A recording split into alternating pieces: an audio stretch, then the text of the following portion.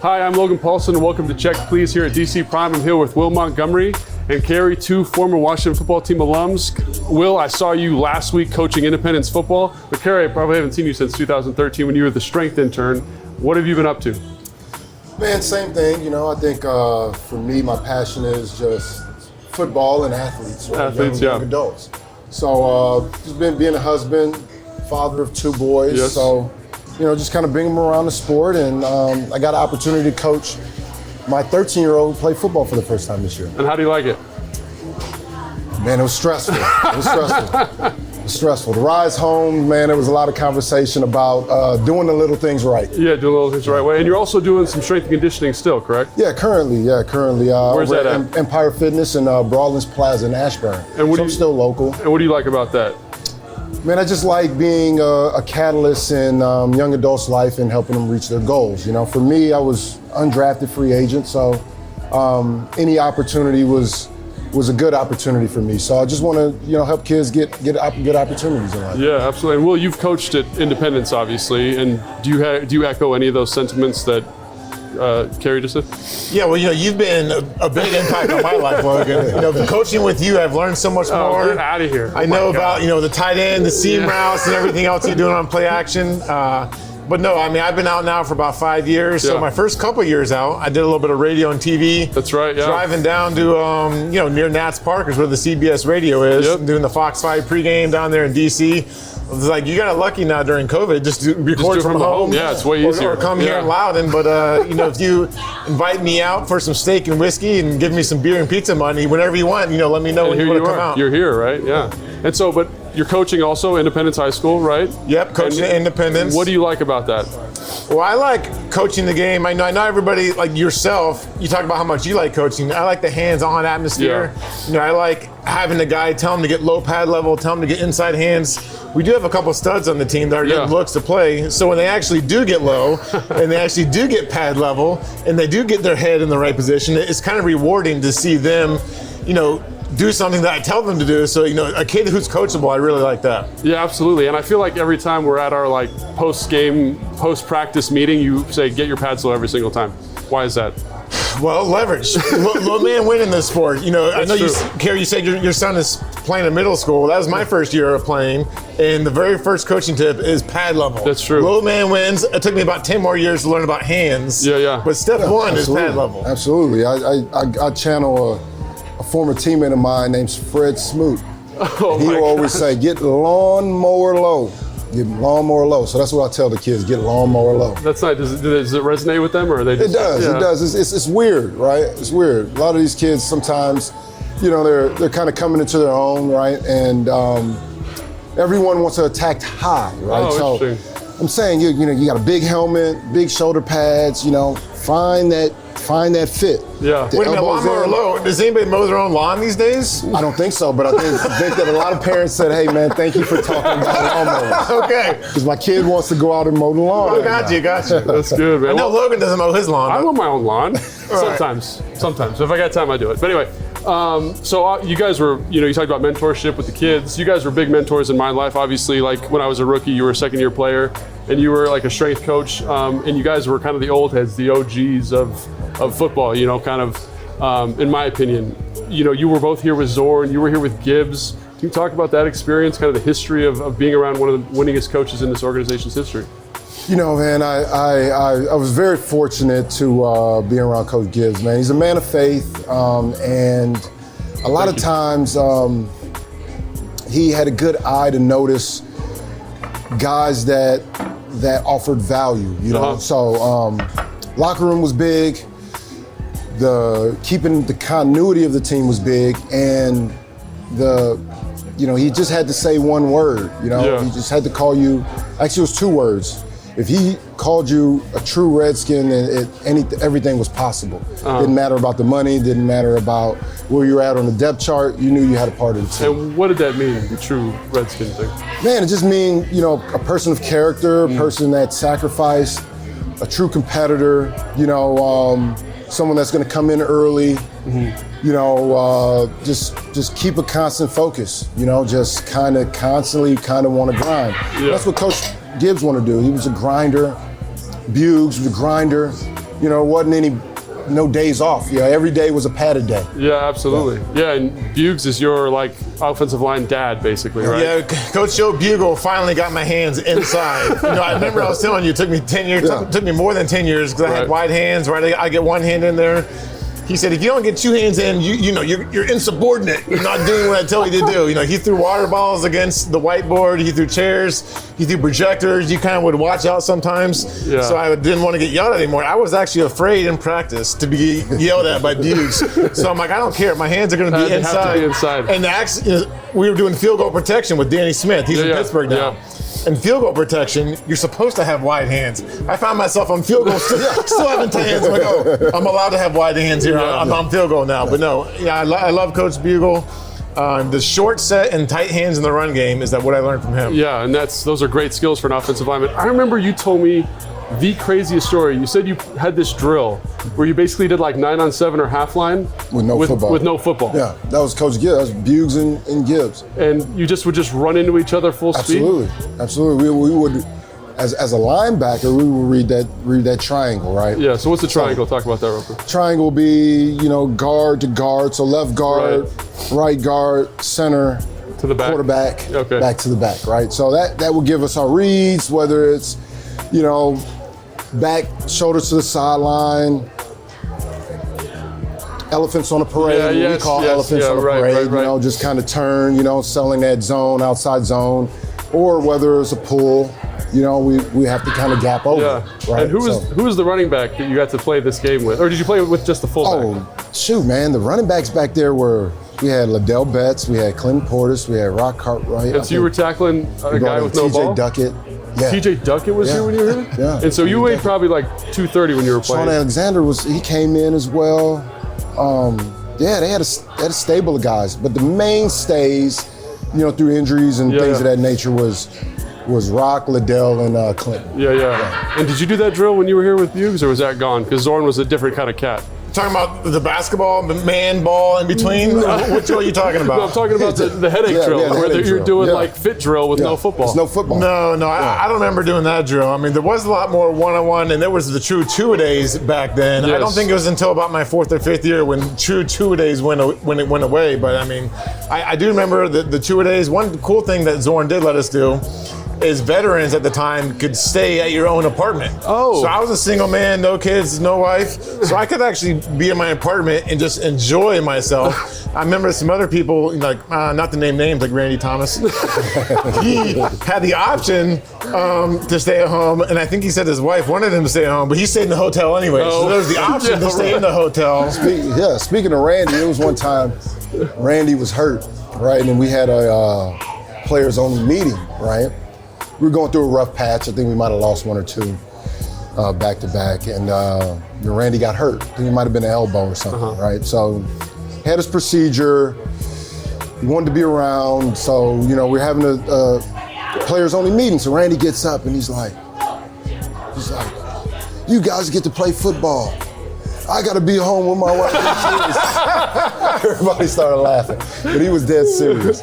He wanted to be out there on the field with us. Well, to follow up with that real quick, I joined the team a week after Randy tore his tricep. Yeah, that's what it was. So then I was getting ready to play, the dress, whatever. I see Randy taping up his fingers. I'm like, this guy is on IR, taping up his fingers. So that guy loved football. Just wanted to be out there so bad. Well, I think that's a good place to take a break, guys. Awesome stories. Can't wait to get back to it after the break.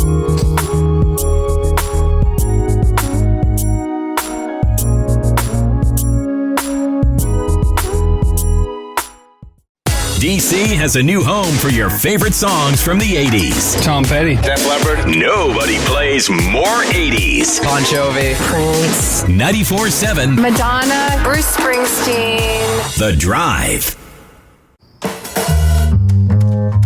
Now there's a way to make supporting your favorite restaurant even better. Introducing the Grubhub Guarantee. It's our promise to make sure your food is just right by delivering it on time within the delivery window and for the lowest price compared to other apps. Or you'll get back at least $5 in perks. That way you can experience your food just like the restaurant intended. That's the Grubhub guarantee. Gambit DC, the world-class sports betting app and website. Gambit DC will be there for the first pitch, the first slam dunk. Bet on your favorite sports and teams, collegiate and professional. There are multiple ways to bet. Spreads, money line, over-under. Want to win big? Try a parlay. Want to be a part of the action? Try in-game betting. It's easy, it's secure, and it's at your fingertips. Gambit DC. It's sports, only better. Powered by DC Lottery. GambitDC.com. Now there's a way to make supporting your favorite restaurant even better. Introducing the Grubhub guarantee. It's our promise to make sure your food is just right by delivering it on time within the delivery window and for the lowest price compared to other apps. Or you'll get back at least $5 in perks. That way you can experience your food just like the restaurant intended. That's the Grubhub guarantee. It's about grit. It's about guts. It's about winning. It's about where we come from and what we can be. It's about DC and celebrating our football team. With the Washington football team scratcher from the DC Lottery, you can win up to $50,000, as well as some exciting second chance opportunities. And you can continue your winning experience at DCILottery.com. With live betting on FanDuel Sportsbook, you can play here as fast as they play here all game long. Get goosebumps over bootlegs, adrenaline rushes over rushes. Yes. Turn garbage time into greatness and make every moment of every game a big one. With live betting on FanDuel, America's #1 sportsbook, make every moment more even after kickoff. New customers get a risk-free bet up to $1,000. FanDuel, make every moment more.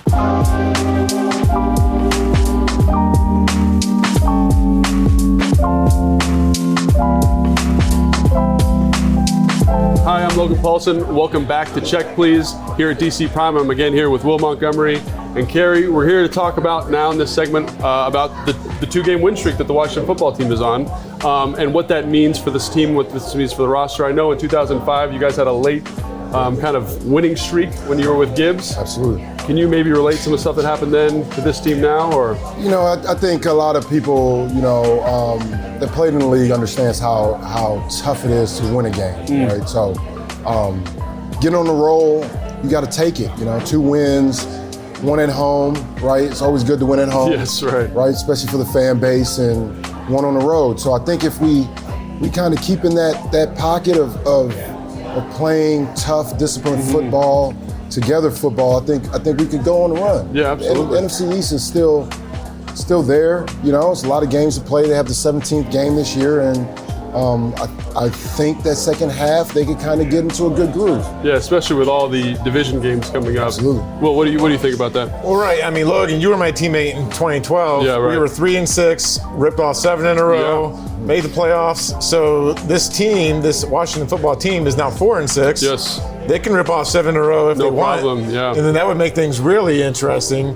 I'm watching this game. The O-line is run blocking. Yeah. The pressing guys off the ball. Well, I did also notice, since I like to watch the O-line. Yes. They got to their third center. I'm like, how many centers do they dress in the game? Right. I know they had multiple tackles going to the game, and it was making me think of when Logan almost had to go in and tackle. That's right. Oh my God. When I'm trying to think of a Donovan McNabb game that when we dropped a bunch of guys, you almost had to go in. I think even after I left, you had to go into a game. Yeah, I had to play left tackle one time. It wasn't very good, but. Wait a minute, so you had to go and play left tackle after I left? Yeah. How did that go? Not well. I think I got out there and I was like, hey, moving the guard, and I was all excited. I went to kick the pass set, and the guy just pulled me right into the quarterback, and I was like, this is not. But we did dress 7 linemen in the game, is what you were telling me earlier. I'm like, how did we get to our third center already? I think they dressed 8. So I think, so they have a backup center and a swing guy at guard, and then they have a swing tackle. So that's it. You get to 8. It didn't matter who they plugged in there. The O-line was making a new O-line, and it was 3 yards across the ball. Yeah, they did a great job. And like one of the things I talked to Wes Schweitzer, he said that they walk through, 5 to 6 times a day. Yeah. So everyone on the depth chart knows exactly what to do. Yeah. But anyway, yeah. So what do you think of the defense and how they've been playing? I think, losing their their heartbeat, their leader, Chase, I think they very well responded. I think on the outside, safeties played well. Landon came down, helped supported the run. They played physical. I think, also having, the other end. Montez Sweat. Sweat. Yeah, man, he's a force, So 2 bookends out. It just shows a testament of what Ron can do and how he can kind of rally the troops, right? I think, him having that opportunity to have that expertise within the defense, I know he feels a lot of pressure to kind of always have a good outing from the defense perspective. Yeah, absolutely. And do you think that some of that, like Ron going home this last weekend, played a part in the victory or played a part in the emotion that they've been playing with? Yeah, I think it played a little part. He would never say that in public, but whenever you go home or you go back to a team that cut you, the question leading up in the media that week is always, hey, are you going to be revved up for this one? And you say no, but then you go home and tell your wife, yes, I am very revved up. Yeah, absolutely. I think that's a great point. And then obviously they got Seattle coming up this week, playing on Monday night. I'm sure you played in a couple Monday night games in your career. What was that like for you getting ready for Monday night football? I always say the Monday night football and the playoffs always had another level of energy, another level of speed. I don't know if you guys ever noticed that, right? It's just it's kind of an electric environment. Very fast. There's a physical element. The guys in the locker room know that all eyes is on them, right? That's a great point. There's a lot of pride behind this. Like I said, any game in the NFC, we have to take advantage of that. Yeah, absolutely. Yeah, Monday nights, Monday night or Sunday night, I actually do not like playing the night games at all. I didn't really like it I like either. to wake up, eat some breakfast, and go play football. But with the night game, you have to look at the schedule and when you're going to eat. There's like a brunch around 10 and your pregame meal around 3. I'm like, whoa, you're shorting me out of a meal.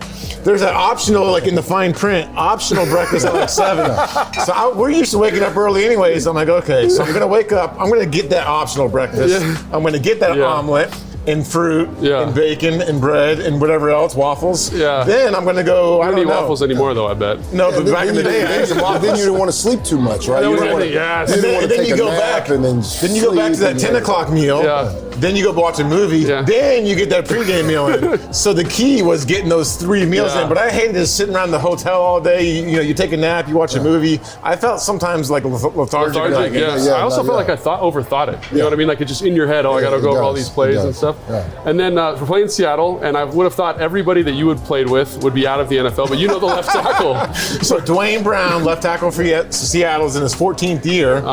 So Dwayne and I played in the Hokies together. So he came in as an athletic tight end, probably a young stallion just like yourself. So Dwayne was a very athletic, could do the drop step dunk. He reminds me a lot of Trent, growing up.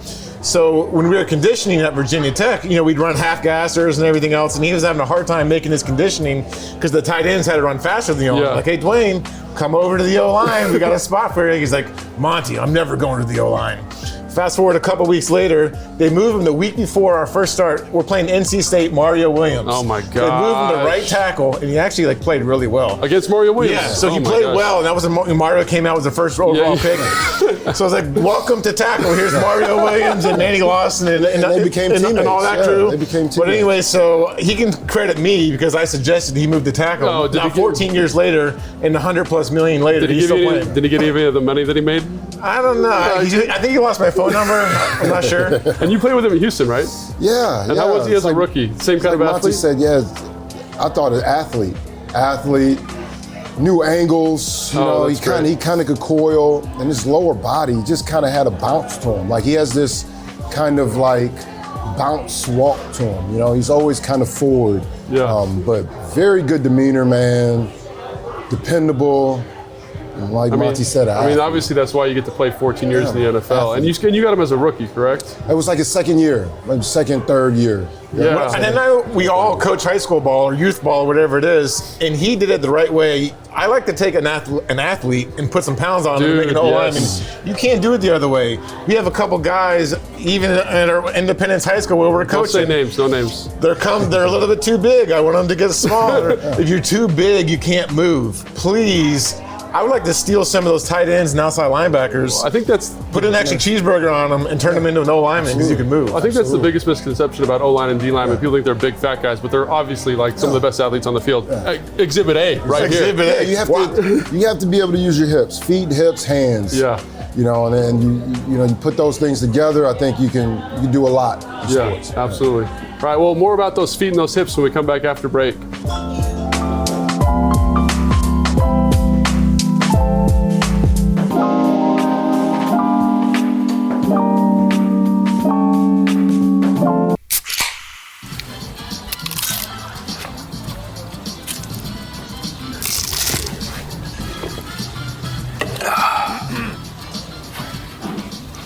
Nachos, better with Pepsi.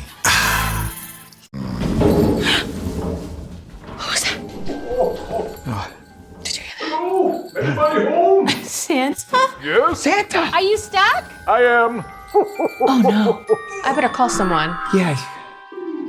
Hey, Santa. Yes? Did you remember the scratch-offs? Check your stocking. Oh, yes. Thank you, Santa. Someone called the fire department? What do you got? Stuck Santa. Are those holiday scratch-offs? Yeah. Make it merrier. Give Maryland Lottery holiday scratch-offs. Little help here. DC has a new home for your favorite songs from the 80s. Tom Petty. Def Leppard. Nobody plays more 80s. Bon Jovi. Prince. 94.7 Madonna. Bruce Springsteen. The Drive. Veterans, you may have earned a variety of VA benefits. Did you know VA can help you further your education and pursue professional training? The Home Loan Guarantee Program can help you buy, repair, or adapt a home. VA provides housing support if you find yourself homeless or at risk of homelessness. And don't forget world-class healthcare.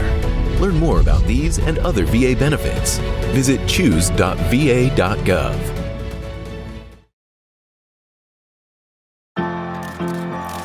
My work has been viewed by 100 million people. My work helps save lives. My work has gone platinum. My work gives people hope. I work at FedEx. Take your career to the next level with one of our many open positions. It's about grit. It's about guts. It's about winning. It's about where we come from and what we can be. It's about DC and celebrating our football team. With the Washington football team scratcher from the DC Lottery, you can win up to $50,000, as well as some exciting second chance opportunities. And you can continue your winning experience at DCILottery.com. Now there's a way to make supporting your favorite restaurant even better. Introducing the Grubhub Guarantee. It's our promise to make sure your food is just right by delivering it on time within the delivery window and for the lowest price compared to other apps. Or you'll get back at least $5 in perks. That way you can experience your food just like the restaurant intended. That's the Grubhub Guarantee.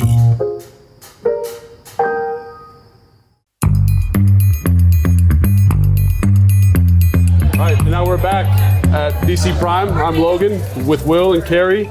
We teased hands, feet, and hips, so you guys are going to get up and dance now for this segment. No, don't do that. I'm just kidding. All right, so one of the things I like to ask all the guys, older players, guys that I played with, and guys, older football players, is who is the most impressive football player that you had the privilege of playing with during your time? Man, for me, I would say being a linebacker, London Fletcher. Yes. Yeah, man. He was just dialed in, and I say dialed meaning that he can like really dial it in, focus from play to play. He just was the Iron Man, the heartbeat of the team. Pumped us up before the games. Just felt confident being around him. And Will, how about you? So outside of this table, of course, outside of the, the great Logan Paulsen and Khary Campbell, I played with a lot of good O-linemen. So I want to go O-line, but I also played with some good quarterbacks. Like Brett Favre and like Peyton Manning. I may do a quick story on each of those guys. Yeah, let's go for it. So when I'm with the Jets, all of a sudden Brett Favre comes to town. Like, oh, this should be interesting. So anyways, I'm, in the locker room, or the weight room. If it's my choice, I would prefer some rock music, country music. Some of the '90s rap stuff is okay, but I'm more of a rock and country guy. Yeah. So, anyways, we never got to listen to any of that in the Jets weight room when we were working out.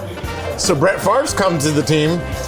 The first workout, we have country music on. Yes. I'm like, oh, this is interesting. This guy does have some pull. And then Peyton, he was great also. The thing I liked about Peyton is the film study, the attention to detail. But the story I wanted to go to real quick was he didn't even stop there. He would also study the TV copy audio. Yeah, you told me that. So with Logan, the Buffalo Badger code words where we play for similar coaches. Yes, that's right. So anyways, Buffalo would mean inside zone left because it has an L in it. Badger meant inside zone right because it had R in it. So on the audio copy, you would have the backup quarterback study the audio. So one particular week, you could hear him saying, Badger, Badger, Badger. So the next week, he was going to make Badger the dummy audible. Right. So we get to the line of scrimmage the following week. He says, okay, guys, disregard the audible. We're going to run the bootleg pass, but disregard the Badger audible. So we get to the line. He goes, Badger, Badger, Badger. You can see the linebackers, D-line, everybody says, run, run, run. Yeah, that's what you'd be doing probably. Fake the run, boots around, wide open, Julius Thomas. So I've never had anybody study the TV audio of the copy before Peyton. And then also, playing chess instead of checkers. But the next question is presented by the Women of Washington Fresh Vine Wine. And who were some women that impacted your playing career that either very supportive or just were positive impacts on your life? Mine is my wife and my mother. Yeah. I think just like you, Logan, man. My wife was very paramount in my football career. Yeah. She dealt with the bad attitudes. She dealt with the wins, the losses. With me hanging out with the boys. She was like my number one fan. She also was my number one critic. And to this day, she's probably still hears me complain about how my body feels. Yeah, right. Right, so she also helps and plays nurse and gives me the ice pack and, whatever I need and, maybe a massage or what have you. So I would really say my wife, but just from a career aspect, my wife was like everything. Right, I think. So people don't understand, the burden that's on your spouse when you're playing the NFL. Absolutely. And Will, you have a special one, someone who requested. I did a show a couple weeks ago. I mentioned my mom, my wife, and my daughter, so I hit the big three. Yeah. But my daughter says, why didn't you call my name out, Samantha? So my little 6-year-old, she's at gymnastics tonight, so I'm missing gymnastics to hang out with you guys. Yeah, awesome, yeah. So I normally take her to gymnastics on Monday, so this is a big deal. I'm missing my 6-year-old gymnastics, so Samantha. Hi, Samantha. Yeah, Samantha, hi. Hey. All right, and I think that's it. Guys, thank you so much for joining us for Check Please. It was great talking to you guys, catching up on some old war stories. Really appreciate your guys' time. Appreciate you missing gymnastics. That's awesome. Thanks so much. Tune in next week.